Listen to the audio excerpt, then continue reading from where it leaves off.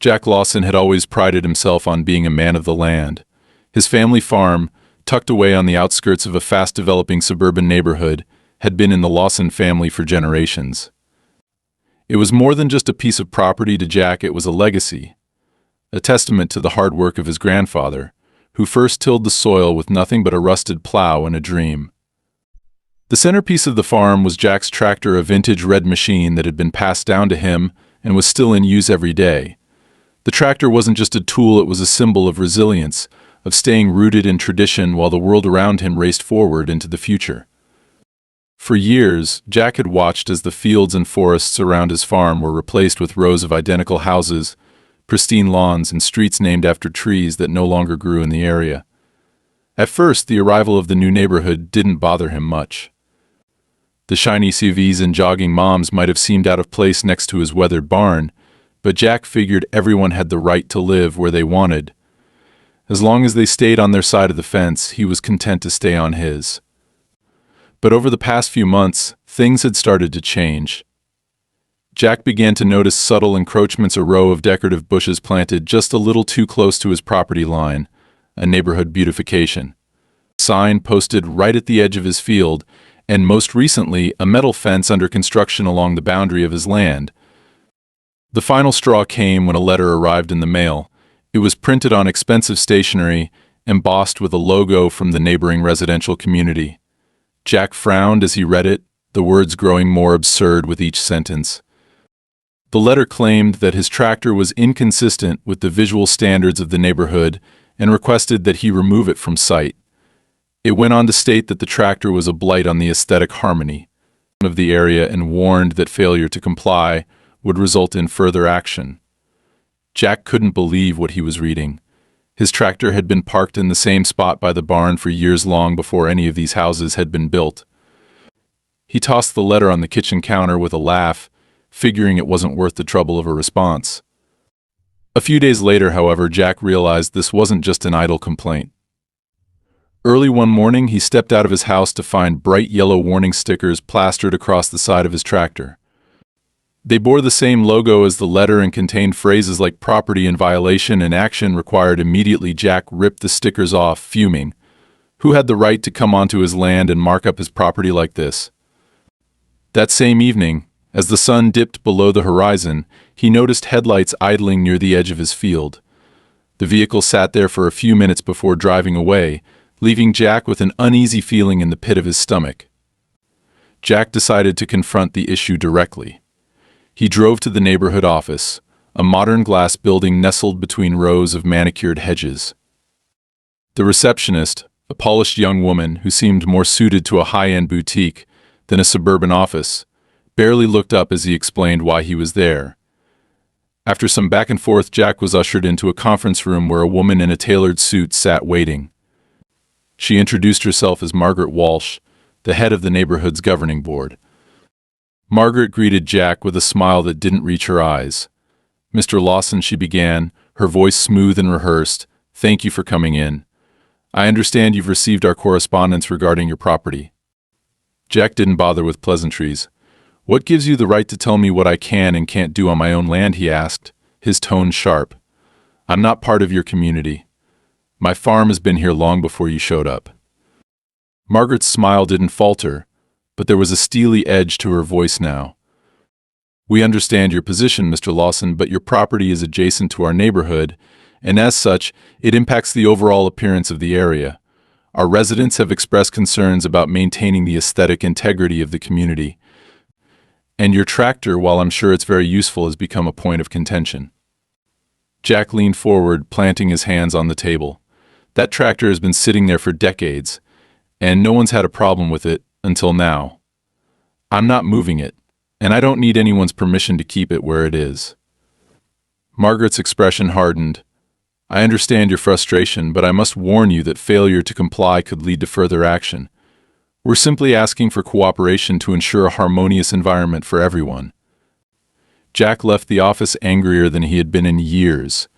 It wasn't just the arrogance of Margaret's tone or the ridiculousness of their demands, it was the principle of the matter. This was his land, and he wasn't about to let a group of suburbanites dictate what he could do with it. But as he drove back to the farm, he couldn't shake the feeling that this was only the beginning. That night, Jack sat on his porch, staring out at the barn where his tractor stood in its usual spot.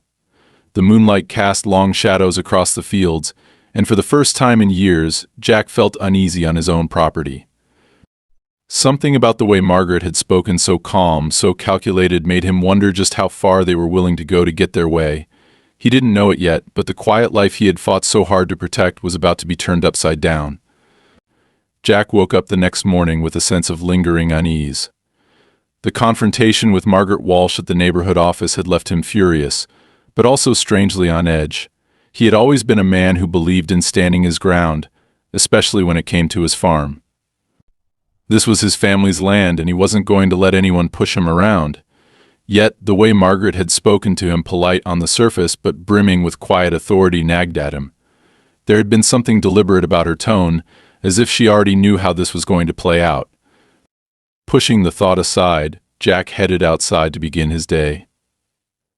The morning air was cool and crisp, the kind of weather that made him grateful for the life he had chosen. But as he approached the barn, his steps slowed. Something was wrong. His tractor, which he had left clean and ready for use, was covered in a thick, sticky substance. At first he thought it might be mud or grease, but as he got closer he realized it was a black, viscous liquid that stank of chemicals. A sick feeling settled in his stomach. Someone had deliberately vandalized it. Jack inspected the damage, trying to assess whether the liquid had seeped into the engine or caused any permanent harm. The substance had been poured over the hood and wheels, and there were small puddles around the base of the tractor. It wasn't just a prank. Whoever had done this had gone out of their way to make a statement. Jack spent the better part of the morning cleaning it off, muttering curses under his breath as he scrubbed. The whole time, he couldn't shake the feeling that this was connected to the warnings he'd received from the neighborhood. That afternoon, Jack decided he wasn't going to let this slide. He called the sheriff's department and reported the vandalism. When the deputy arrived, Jack walked him through what had happened, pointing out the chemical residue and the faint tire tracks leading away from the barn. The deputy, a young man named Carter, nodded sympathetically but didn't seem overly concerned. "We'll look into it," he said, jotting down notes in his small notepad. "But honestly, Mr. Lawson, it's probably just some kids messing around. Happens more often than you'd think." Jack wasn't convinced. "This wasn't random," he said firmly. "That tractor's been sitting there for years without a single problem. Now, all of a sudden, after I get those letters, this happens? It's too much of a coincidence." Carter shifted uncomfortably, clearly not eager to get involved in what he probably saw as a petty dispute. "Well, if you've got any evidence pointing to who might have done it, let us know. We'll keep an eye out." After the deputy left, Jack felt more frustrated than ever. He had hoped for some sort of action, but it was clear the law wasn't going to be on his side unless he had something concrete to offer. That night, as he sat on the porch with a mug of coffee, his mind churned with thoughts of what to do next. The neighborhood wasn't just sending letters or making idle threats anymore, they were escalating. And if they thought he was going to back down, they were in for a rude awakening. 2 nights later, Jack was jolted awake by the sound of an engine idling near his property line. He grabbed his flashlight and hurried to the window, peering out into the darkness. Sure enough, there was a vehicle parked just beyond the fence, its headlights off but the faint glow of the interior light visible. Jack couldn't make out who was inside, but he didn't need to. He knew it was connected to the escalating harassment. The next morning, Jack walked the perimeter of his property, searching for anything out of place. Near the edge of the field, he found fresh tire tracks in the soft dirt, leading to a small patch where the grass looked unnaturally dry. Kneeling down, he ran his fingers over the brittle blades and caught a faint whiff of chemicals. It was the same smell he'd noticed on the tractor. Jack decided he needed to take matters into his own hands. He called his lawyer, Frank Mitchell, a no-nonsense man who had helped him navigate property disputes in the past. Over the phone, Jack explained everything: the letters, the vandalism, the suspicious activity. Frank listened intently before responding. "This isn't just about your tractor, Jack," he said. "They're testing you, pushing boundaries to see how far they can go. If you let them get away with this, It won't stop here. Jack sighed, leaning back in his chair. What can I do? The sheriff's department isn't going to help unless I catch them in the act. You need to document everything Frank said. Photos, videos, written records. If this goes to court, you'll need evidence. And I'll start looking into whether their claims about the tractor even hold up legally. From what you've told me, it sounds like they're overstepping their authority. Jack spent the next few days following Frank's advice. He bought a set of motion-activated cameras and installed them around the perimeter of his property, focusing on the barn and the areas near the fence. Every night, he reviewed the footage, hoping to catch whoever was behind the vandalism. Meanwhile, the neighborhood didn't let up. Another letter arrived, this one more aggressive in tone. It accused Jack of disregarding community standards and warned that legal action would be taken if he didn't remove the tractor immediately. Enclosed with the letter was a list of supposed complaints from residents, including claims that the tractor was hazardous and negatively impacted property values. Jack nearly tore the paper in half out of sheer frustration. One evening, as Jack was reviewing the latest camera footage, he finally got what he was looking for. The grainy black and white video showed two figures in dark clothing approaching his barn in the dead of night. They carried what looked like containers and tools, moving quickly and efficiently as if they had done this before. Jack watched as they poured a liquid around the base of the barn and near the tractor before disappearing back into the night. Jack immediately sent the footage to Frank, who assured him it was exactly the kind of evidence they needed. This proves intent, Frank said, and if we can link these people to the neighborhood board, we've got them. The next morning, Jack received an unexpected visit from Margaret Walsh. She stood at his front door, her polished demeanor as infuriatingly calm as ever. "Good morning, Mr. Lawson," she said with a smile that didn't reach her eyes. "I was in the area and thought I'd check in. Have you given any more thought to our requests?" Jack crossed his arms, glaring at her. "If by requests you mean your harassment, then no, I haven't. And I'm not planning to." Margaret's smile faltered for the briefest moment before she recovered. "Mr. Lawson, we're simply trying to ensure that our community remains a safe and welcoming place for everyone. It would be a shame if this escalated further." Jack stepped closer, his voice low and steady. "That sounds an awful lot like a threat, Mrs. Walsh." Margaret didn't respond immediately. She glanced over his shoulder, her eyes lingering on the barn and the tractor beyond it. "I hope you'll reconsider," she said finally. "For your sake." As she walked back to her car, Jack felt a cold knot of anger settle in his chest. This wasn't just about a tractor. It was about power, control, and the lengths people would go to get what they wanted. Jack didn't know how far this fight would go, but one thing was certain: he wasn't going to back down. The first sign that things were about to escalate came early one morning, just a few days after Margaret Walsh's unsettling visit to Jack's farm. Jack woke up to the sound of his phone buzzing repeatedly on the nightstand. It wasn't a usual time for calls, so he picked up, groggy but alert. It was his neighbor, Paul Hastings, a fellow farmer who owned the property 2 miles down the road. "Jack, you better come out here," Paul said, his voice tinged with worry. "There's some kind of truck parked near the back of your field, and I don't think it's yours." Jack didn't wait for details. Throwing on his boots and jacket, he grabbed his keys and jumped into his old pickup. As he drove across the field toward the spot Paul had described, the knot in his stomach tightened. When he got there, he saw the truck Paul had mentioned. It was a flatbed with an industrial water tank mounted on the back, the kind used for spraying pesticides or fertilizers.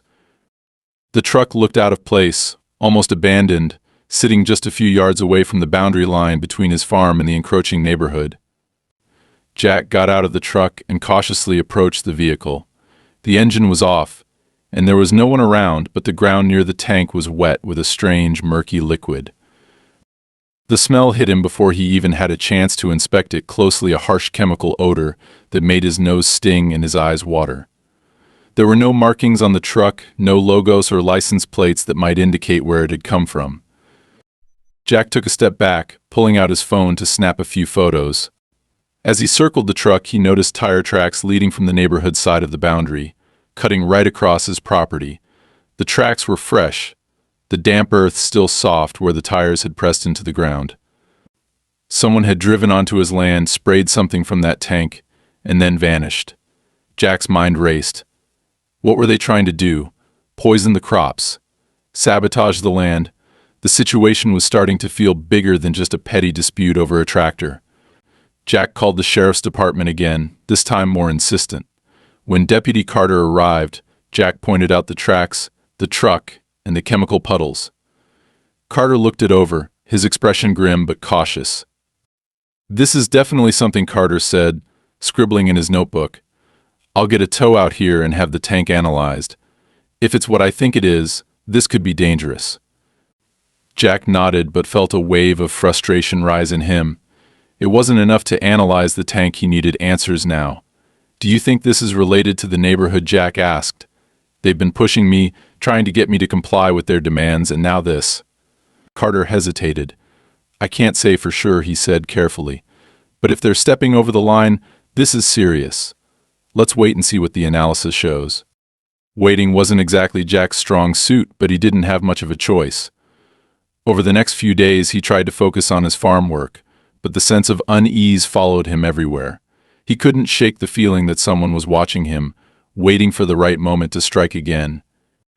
At night, he would sit on his porch with the motion-activated camera feeds playing on his laptop, hoping to catch anything unusual. The next incident came just after midnight on a Friday.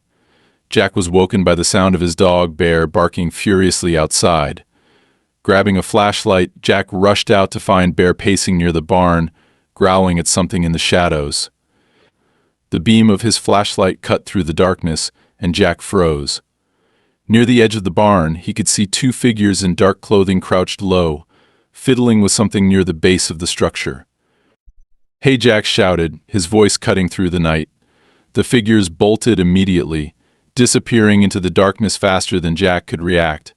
He ran toward the barn, flashlight bouncing in his hand, but they were already gone.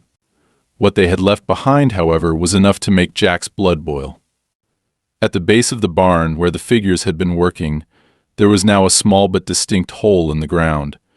Next to it lay a metal canister with its cap unscrewed, the unmistakable chemical stench wafting up from the liquid still pooled inside. The same chemical as before. Jack crouched down, inspecting the canister, and found a series of faint scratches near the bottom markings that looked like they had been partially filed off. Jack spent the rest of the night securing the area and reviewing the footage from his cameras. Sure enough, the cameras near the barn had caught the two intruders in the act. They weren't professionals, their movements were jerky and uncoordinated, but they were deliberate. They had known where to go and what to do, as if they had been given specific instructions. The next day, Jack called Frank to update him. "They're trying to sabotage the land," Jack said, pacing back and forth in his kitchen. "This isn't just about the tractor anymore. They're trying to make it look like I'm the one contaminating my own property." Frank's voice was steady, reassuring. "You've done the right thing by documenting everything," he said. "We'll add this to the case. But you need to be careful, Jack. Whoever's behind this isn't playing games. They're trying to force your hand." Jack didn't need to be told twice. He reinforced the security measures around his property, adding more cameras and even installing motion-activated floodlights near the barn and the boundary line. But he also knew that playing defense wasn't enough. He needed to understand who was orchestrating this and why. A breakthrough came unexpectedly. That afternoon, Jack got a call from the sheriff's department. The chemical analysis from the truck had come back, and it wasn't good news. The substance in the tank was a concentrated herbicide, strong enough to kill not just crops but also contaminate the soil for years. Carter's voice was grave as he explained the findings. "This isn't just vandalism, Jack. This could destroy your farm if they're not stopped." "Did you find anything else?" Jack asked, gripping the phone tightly. "There's one lead," Carter admitted. "The truck's VIN number had been partially filed off, but our techs managed to trace it back to a local rental company. We're looking into who rented it, but it's going to take some time." Time was something Jack didn't have. The next few days were eerily quiet, almost too quiet, and Jack couldn't shake the feeling that something bigger was coming. The neighborhood had pushed him into a corner, and now they were waiting to see how he would react. But Jack wasn't the kind of man to back down, not when his family's legacy was on the line. One evening, as Jack reviewed the latest camera footage, he caught sight of a familiar face. Margaret Walsh was standing near the edge of his field, her phone held up as she snapped photos of the barn and the tractor. She wasn't alone. Two men in work boots and matching uniforms stood behind her, nodding as she pointed toward the property. Jack's jaw tightened. Whatever Margaret was planning, it wasn't going to stop here. And if she thought she could intimidate him, she was about to learn just how wrong she was. Jack had always been a patient man, but patience wasn't something he could afford anymore. Margaret Walsh and her cronies had crossed every line imaginable. They had gone from petty harassment and veiled threats to outright sabotage. And now, with toxic chemicals confirmed on his land and strangers sneaking around under the cover of darkness, it was clear they weren't going to stop until they had him cornered. But Jack wasn't going to let them win. If they wanted a fight, they'd get one. The first step was figuring out how far this went. The revelation about the herbicide in the truck had been bad enough, but the sheriff's office still hadn't tracked down who had rented the vehicle. Jack decided it was time to take the matter into his own hands. He called his lawyer, Frank, and explained his plan to hire an independent investigator to dig into the rental records. If the sheriff's department was dragging its feet, Jack needed someone who could move faster. Frank agreed, putting him in touch with a private investigator named Karen Millstone. Karen was no nonsense, with a sharp mind and a reputation for uncovering the truth, no matter how buried it was. Within 2 days, she'd uncovered a crucial lead. The truck was rented under a corporate account Karen told Jack over the phone. It belongs to a landscaping company contracted by the neighborhood's governing board. They'd been using this company for years to handle all their property maintenance. Jack felt his blood boil. So it wasn't just a couple of rogue residents messing with him. This was an organized effort, likely orchestrated by Margaret herself. Karen wasn't finished, though. There's something else, she added. The same company has ties to a real estate developer who's been quietly buying up land around here. They specialize in high-end residential projects. My guess? They've got their eye on your farm, and this harassment is their way of softening you up. The news confirmed what Jack had suspected all along. This wasn't about his tractor or his barn or even the aesthetics of the neighborhood. It was about his land. They wanted to pave over his fields, plant another row of cookie-cutter houses, and add a few more zeros to their bank accounts. Jack thanked Karen for her work and immediately forwarded her findings to Frank. Now we've got something solid, Frank said after reviewing the report. This isn't just harassment anymore, it's a coordinated effort to force you out. If we can prove the connection between the governing board and the developer, we can hit them with a lawsuit that'll make them regret ever targeting you. While Frank prepared the legal groundwork, Jack focused on securing his farm. He hired a local contractor to reinforce the fences around his property and installed even more cameras to cover the blind spots. He also moved his tractor closer to the house, parking it in a spot that was well lit and visible from multiple angles. If they wanted to mess with it again, they'd have to do it in full view of the cameras. Despite these precautions, Jack couldn't shake the feeling that he was being watched. The quiet moments of his day walking the fields, tending to the crops, repairing equipment were now filled with a lingering sense of unease. Every shadow seemed suspicious, every distant sound made him pause. And then, just when things seemed to settle down, the next blow came. It started with a letter, delivered not by mail but by hand. Jack found it pinned to his front gate one morning, the envelope bearing the same embossed logo he'd come to despise. Inside was a formal notice of an environmental inspection scheduled for the following week. The letter claimed that multiple residents had filed complaints about unusual runoff from Jack's property contaminating nearby water sources. The inspection, it stated, was mandatory and could result in fines or other penalties if violations were found. Jack stared at the letter in disbelief. It was clear this was just another tactic to pressure him, but the timing was suspicious. They knew about the chemicals on his land, and now they were trying to pin the blame on him. Jack wasted no time. He called Frank and then reached out to a local environmental consultant, Dr. Evelyn Parks, who had worked with several farmers in the area to address soil and water contamination issues. Evelyn agreed to come out immediately and conduct her own tests before the so-called inspectors arrived. When Evelyn arrived at the farm, she brought a small team and enough equipment to analyze every inch of the property. For hours, they collected soil and water samples, examining the areas where the herbicide had been spilled and where the intruders had dug holes near the barn. Jack followed them around, answering questions and pointing out anything that seemed out of place. By the end of the day, Evelyn had enough data to draw some preliminary conclusions. The good news, she told Jack, is that the contamination is localized. Whoever did this targeted specific areas. But it hasn't spread to your main crops or the water supply. The bad news is that this wasn't an accident. The herbicide was applied in a way that's consistent with deliberate sabotage. Whoever's behind this knew exactly what they were doing. Jack nodded grimly. Do you think this'll hold up if they try to accuse me of causing the contamination? Evelyn's expression softened. It's clear from the evidence that this wasn't your doing, but you'll need to be ready to defend yourself. These inspections can get messy, especially if the people running them are looking for an excuse to find fault. Over the next few days, Jack worked closely with Evelyn and Frank to prepare for the inspection. They documented everything: photos, test results, statements from Evelyn's team, so there would be no room for doubt. When the inspection team finally arrived, Jack was ready for them. The inspectors were exactly what Jack expected: two men in suits who clearly had no experience with farming, accompanied by a third man who introduced himself as an environmental compliance officer. They walked the property with clipboards in hand, asking pointed questions and making vague comments about community concerns. Jack answered their questions calmly but firmly, making it clear that he wasn't going to be intimidated.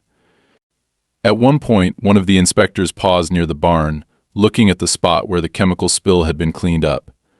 This area seems unusual, he said, scribbling something in his notebook. Can you explain what happened here? Jack didn't hesitate. That's where someone from your side dumped a load of toxic herbicide on my land, he said. I've got the test results to prove it, and I've already handed them over to my lawyer. If you're planning to accuse me of anything, you'd better think twice. The inspector's expression didn't change, but Jack could see the tension in his posture. They finished their inspection without finding anything substantial, but Jack knew this wasn't the end of it. Later that evening, Frank called with an update. The governing board is panicking, he said.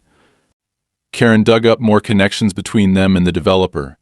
Turns out they've been funneling money into a shell company to buy up land around the neighborhood, and your farm is their next target.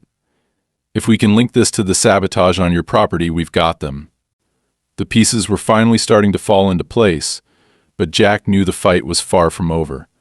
Margaret and her allies weren't going to back down easily, and Jack couldn't afford to let his guard down. For now, though, he took a moment to savor the small victories. The inspectors had come up empty-handed, his land was still his, and the truth was finally coming to light. But deep down, he knew the battle was only just beginning. The morning after the inspection, Jack felt a momentary sense of relief. The inspectors had left his farm without finding any violations, and thanks to Dr. Evelyn Park's careful preparation, he'd been able to shut down their accusations before they could gain traction. But Jack knew better than to think this was over.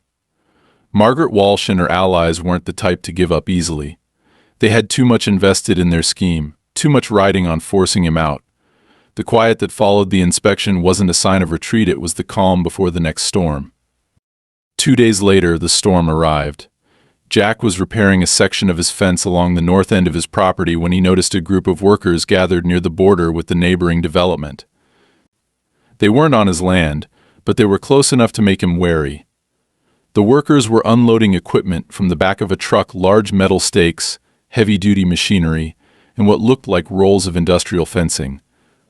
Jack frowned, wiping the sweat from his brow as he watched them. Whatever they were planning, it wasn't good. By mid-afternoon, the workers had erected a tall chain-link fence that stretched along the entire length of the border. It wasn't just any fence, either. This one was topped with barbed wire and had signs warning of restricted access and no trespassing. Jack felt a surge of anger. The fence didn't just separate his land from the neighborhood, it extended several feet into his property, cutting off a portion of his field. Jack wasted no time. He called Frank and explained the situation. "They've crossed onto my land," Jack said, his voice tight with frustration. "This isn't just harassment anymore. They're trying to claim my property outright." Frank didn't mince words. "They're pushing you, Jack. They want to see if you'll back down. Don't touch the fence. I'll file an injunction first thing tomorrow, and we'll take this to court. In the meantime, document everything, photos, videos, whatever you can get." Jack spent the rest of the day doing exactly that. He walked the length of the fence, taking close-up photos of the stakes that had been driven into his soil. He recorded a video narrating as he pointed out where the fence had encroached on his land. By the time the sun began to set, Jack had collected enough evidence to fill a folder. But the fence wasn't the only thing they had planned. That night, as Jack sat on his porch reviewing the camera footage from earlier in the day, the motion sensors near the barn were triggered. The screen lit up, showing a figure moving quickly through the shadows.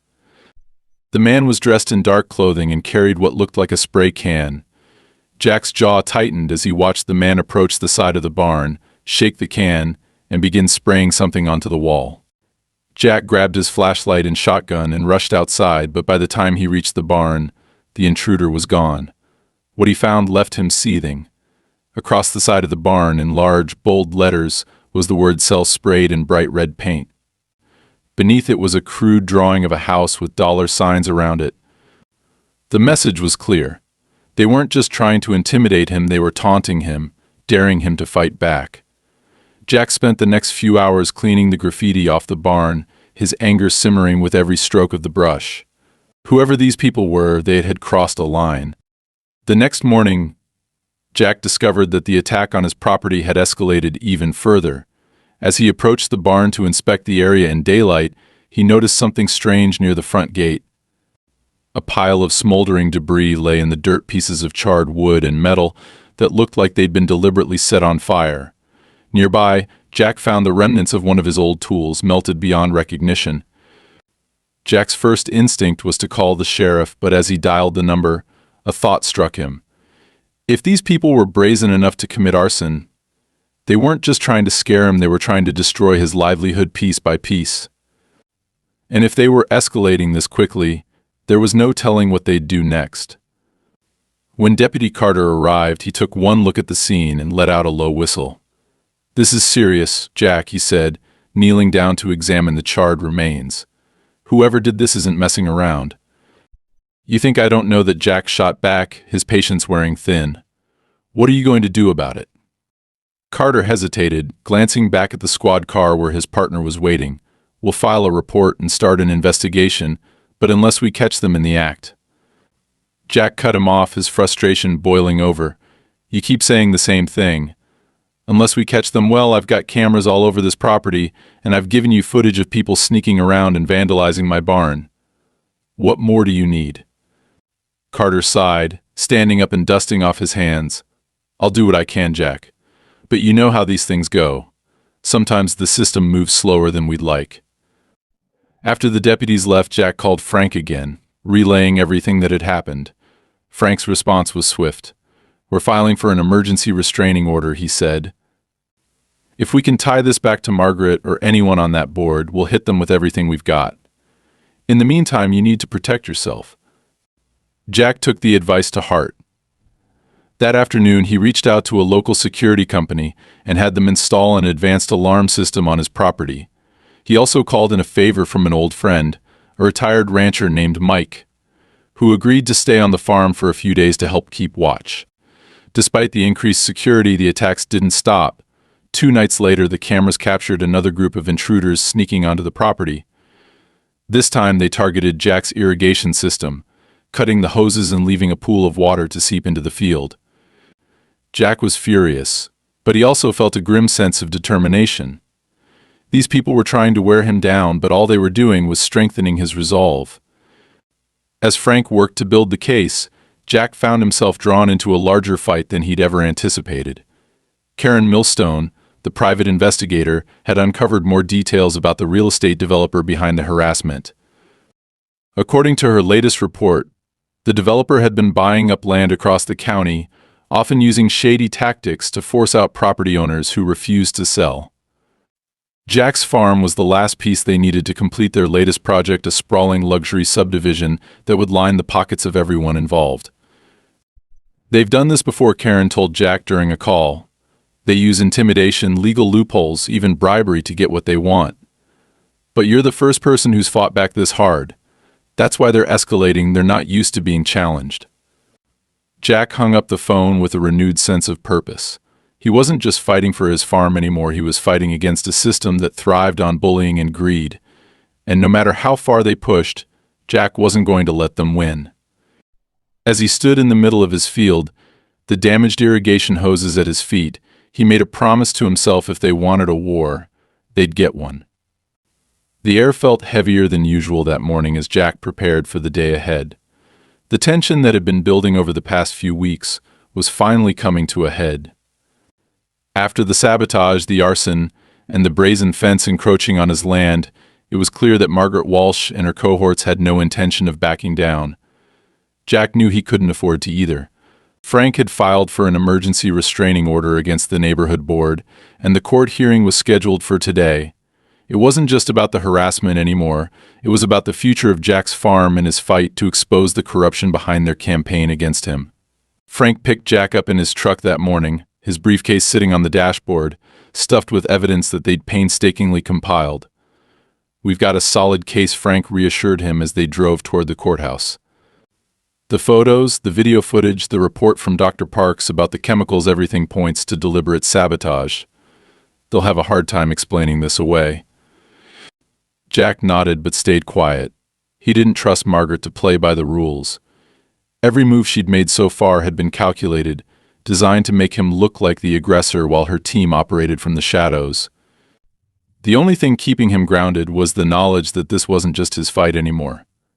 Karen Millstone's investigation had uncovered a mountain of dirt on the real estate developer tied to the neighborhood board. This wasn't an isolated incident, it was part of a larger pattern of corruption, and Jack's case could be the key to bringing it all down. The courtroom was packed when they arrived. On one side sat Margaret Walsh and two of her board members, their lawyer seated beside them with an air of smug confidence. On the other side sat Jack and Frank, flanked by Karen and Dr. Parks, who had agreed to testify about the environmental damage caused by the sabotage. The tension in the room was palpable as the judge entered, a stern-looking woman with a no-nonsense demeanor. Frank opened the proceedings by laying out the timeline of events: the threatening letters, the vandalism, the chemicals, the encroaching fence, and the escalation of attacks on Jack's property. He presented photographic evidence of the damage and played video footage from Jack's security cameras, which showed intruders sneaking onto his land and tampering with his equipment. Dr. Parks took the stand next, explaining how the herbicide had been deliberately applied to specific areas of the farm and how the chemicals had nearly contaminated the water supply. When it was Margaret's turn to respond, her lawyer spun a different narrative. He claimed that Jack had been uncooperative from the start, refusing to address legitimate community concerns about his tractor and the aesthetic impact of his farm on the neighborhood. He suggested that the damage to Jack's property was self-inflicted, a ploy to paint Margaret and the board as aggressors. Jack clenched his fists under the table, seething as Margaret sat there with her composed smile, as if she were above it all. Then Frank dropped the bombshell.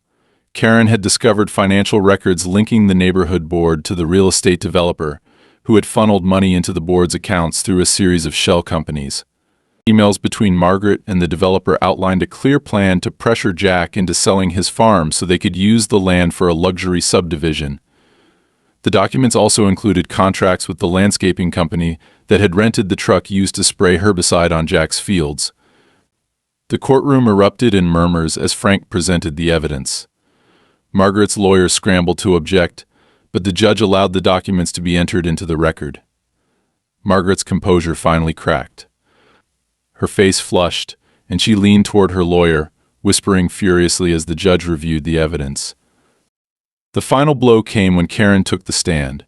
She testified about the developer's history of using intimidation tactics to force landowners out, citing cases from other towns where similar harassment had occurred. "This isn't an isolated incident," Karen said firmly. "It's a systematic effort to acquire land through fear and manipulation, and Jack Lawson's farm is just the latest target. By the time the judge called for a recess, Margaret's lawyer looked visibly shaken. Jack stepped outside to get some air, his heart pounding. For the first time in weeks, he felt a glimmer of hope. The truth was finally out in the open, and the weight of the evidence was impossible to ignore. When the judge returned with her decision, the tension in the room was electric. She ruled in Jack's favor, granting the restraining order and ordering the neighborhood board to remove the fence and cease all activities targeting Jack's property. She also referred the case to the district attorney's office for further investigation into the financial misconduct and potential criminal charges against Margaret and the developer. As the courtroom emptied, Margaret avoided Jack's gaze, her once unflappable demeanor shattered. Jack watched her leave with a mixture of relief and satisfaction. The fight wasn't over. There would still be legal battles ahead as the investigation unfolded, but for the first time, Jack felt like he was standing on solid ground. His farm was safe, and the people who had tried to take it from him were finally facing the consequences of their actions. Back on the farm that evening, Jack parked his tractor near the barn and leaned against it, staring out at the fields. The sun was setting, casting a warm glow over the land he had fought so hard to protect. It wasn't just his victory, it was a victory for every farmer who had ever stood up against greed and corruption. And as Jack watched the shadows stretch across the fields, he made a promise to himself he wouldn't stop fighting, not until every last one of them was held accountable. The days following the court hearing were a blur of relief and cautious optimism for Jack. The judge's ruling had been a decisive victory, forcing Margaret Walsh and her board to halt all activity targeting his farm. The fence was taken down within 48 hours, and the land it had encroached upon was returned to its rightful state. For the first time in weeks, Jack could step outside without feeling the weight of someone else's eyes on his back. But he knew this was only the beginning of a much larger battle. True to the judge's word, the case was referred to the district attorney's office, and within days, an investigation into Margaret and the real estate developer began to take shape. Jack stayed in close contact with Frank and Karen, who continued digging into the financial records and connections between the board and the developer. What they found painted a damning picture of corruption and greed. Payments had been funneled through shell companies, bribes had been paid to local officials, and Margaret herself had received a significant payout in exchange for her efforts to pressure Jack off his land. The news broke publicly just a week later, sending shockwaves through the community. Local papers ran headlines like "Corruption Scandal Rocks Neighborhood Board" and "Real Estate Developer Under Fire for Harassment Scheme." Margaret Walsh resigned from her position almost immediately, but the damage was done. Her reputation was in ruins, and the neighborhood she had tried so hard to protect from blight now had its name splashed across every news outlet in the county. Meanwhile, Jack began the slow process of rebuilding. The sabotage and vandalism had taken their toll on the farm, and it would take weeks to fully repair the damage. But with the threat of harassment finally lifted, Jack found himself feeling lighter, more at peace. Neighbors who had previously kept their distance began stopping by, offering apologies and support. One even brought over a box of tools to help Jack rebuild his damaged irrigation system. It wasn't just the locals who rallied around him. Jack's story had resonated with farmers across the region, many of whom had faced similar pressures from developers and powerful boards. A few of them reached out to share their own stories of intimidation and harassment, and Jack realized just how widespread the problem really was. One evening, as he was cleaning the barn, Jack received a phone call from a local farmers association. They invited him to speak at their upcoming meeting, asking him to share his story and the steps he'd taken to fight back. At first, Jack hesitated. He wasn't the type to seek attention or stand in front of a crowd, but the more he thought about it, the more he realized how important it was to stand up, not just for himself, but for everyone who had been bullied and pushed around the way he had. The meeting was held 2 weeks later in a modest community center, packed with farmers and landowners from all over the county. Jack stood at the front of the room, his hands resting on the podium, and told his story from beginning to end. He didn't sugarcoat anything: the frustration, the fear, the sense of isolation, but he also shared the lessons he'd learned. "You don't have to face this alone," he said, his voice steady. There's power in standing together, in supporting each other. They wanted me to feel small, like I didn't have a chance. But they underestimated what happens when people fight back. The room erupted in applause, and Jack felt a sense of pride he hadn't felt in years. For so long, he had been focused on simply surviving, on protecting his land and legacy. But now he saw an opportunity to do something more to help others find the strength to fight back against the same forces that had tried to take everything from him. Back on the farm, life slowly returned to normal. Jack repainted the side of the barn that had been defaced, repaired the irrigation system, and even found time to tune up his beloved tractor. It was still parked in its usual spot by the barn, its red paint gleaming in the sunlight, a symbol of resilience and defiance. One afternoon, as Jack sat on his porch sipping coffee, he watched a group of kids from the neighborhood ride their bikes past the edge of his field. They waved at him, and he waved back, a small smile tugging at the corner of his mouth. For the first time in months, the land felt like his again, unburdened by the shadow of greed and corruption. Jack knew there would always be challenges ahead. Farming was never easy, and the world was changing faster than he cared to admit. But as he looked out over the fields, stretching wide and golden under the afternoon sun, he felt a deep sense of peace.